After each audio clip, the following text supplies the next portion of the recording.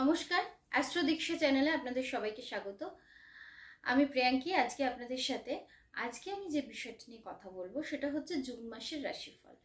এই মাসের মোটামুটি রাশিফল সম্পর্কে আজকে আপনাদেরকে জাস্ট একটু ধারণা দেব। কোন রাশির ক্ষেত্রে কোন সময়টা ভালো বা কোন সময়টা খারাপ, সেই বিষয়গুলো নিয়ে মানে এই মাসটা কীরকম যাবে সেই বিষয়টা নিয়ে একটুখানি আলোচনা করব। তো আমার কাছে যে চার্টটা রয়েছে সেই হিসেবে এই মাসে কোন কোন গ্রহ কোথায় কোথায় বসে রয়েছে সেটা আগে ফার্স্টে বলে দিই। প্রথমে যেটা রয়েছে, মেষে মঙ্গল, বৃষতে রয়েছে বৃহস্পতি, শুক্র, রবি, বুধ, মিথুনে রয়েছে চন্দ্র, চতুর্থ পঞ্চমে কেউ নেই, ষষ্ঠে রয়েছে কেতু, সপ্তম, অষ্টম, নবম, দশম, আচ্ছা, এখানে রয়েছে হচ্ছে কুম্ভে রয়েছে শনি, আর মিনে রয়েছে রাহু। তাহলে মিথুন, আমরা কন্যায় পাচ্ছি কেতুকে, আর কুম্ভে পাচ্ছি শনিকে, আর মিনে পাচ্ছি রাহুকে। এইভাবে আমাদের পুরো চারটা রয়েছে। তো এটার কি এফেক্ট আমরা পাবো সেটা নিয়ে একটু আলোচনা করছি। মেষ রাশিতে মঙ্গল রয়েছে। মেষ রাশি মঙ্গলের নিজের ক্ষেত্র, তো সেখানেই মঙ্গল বসে রয়েছে। এবার মঙ্গল মেষে থাকার জন্য, যেহেতু দুটোই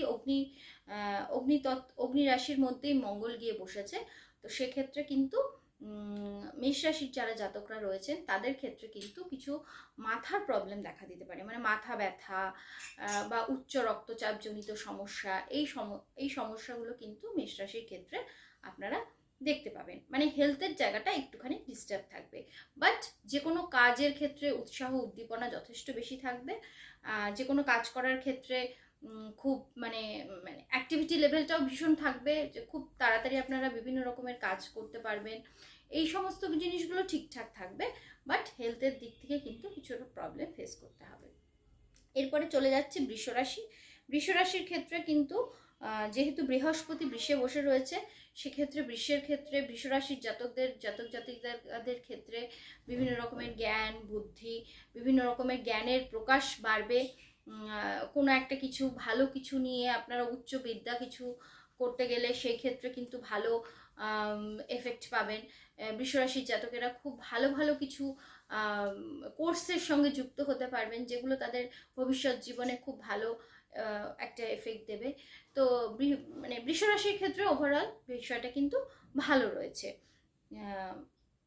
এরপরে চলে আসি মিথুন রাশিতে বসে রয়েছে চন্দ্র। তো মিথুনের ক্ষেত্রে যেহেতু চন্দ্র বসে রয়েছে, সেক্ষেত্রে মায়ের শরীর স্বাস্থ্য নিয়ে একটুখানি সমস্যা দেখা দিতে পারে। মায়ের কোনো রকমের হঠাৎ করে কোনো রকমের শারীরিক কোনো অবনতি দেখা যেতে পারে। এই ব্যাপারগুলো মিথুনের ক্ষেত্রে হতে পারে। কর্কট রাশির ক্ষেত্রে মোটামুটি বিষয়টা ভালো।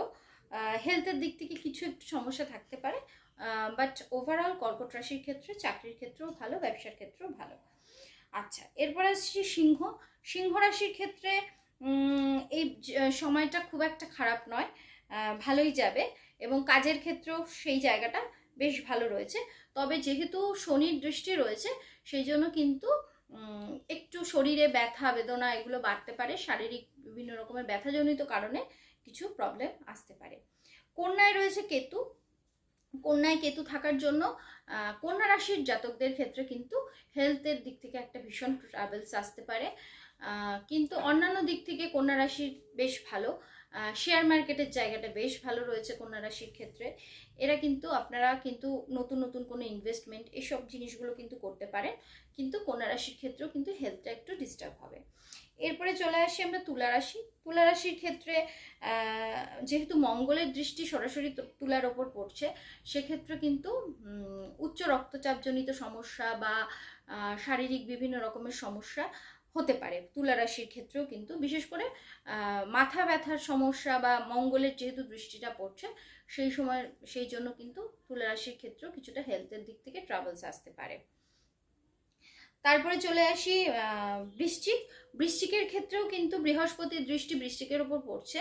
তো সেক্ষেত্রে কিন্তু বৃহস্পতির জন্য কিন্তু বৃশ্চিকের ক্ষেত্রেও বিদ্যার জায়গাটা বেশ ভালো, কেরিয়ারের জায়গাটাও বেশ ভালো রয়েছে।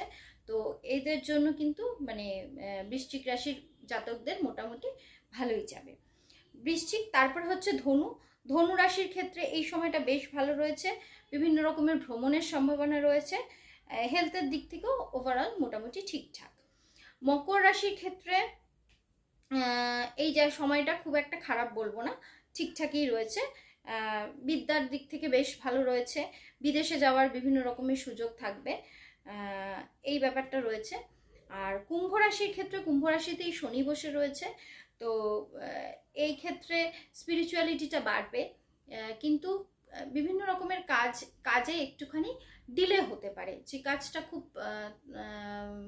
তাড়াতাড়ি হয়ে যেত, সেই কাজটাই হয়তো কিছুটা ধীরে হবে, সেই বিষয়টা হতে পারে। আর কিছুটা ব্যথা বেদনা এই সমস্ত কিছু আসতে পারে। আর মিনে রাহু রয়েছে, সেক্ষেত্রে বিদেশ যাত্রার ক্ষেত্রে বেশ ভালো, ছোটোখাটো ভ্রমণও কিছু দেখা যাবে, এবং হেলথের জায়গাটা মোটামুটি।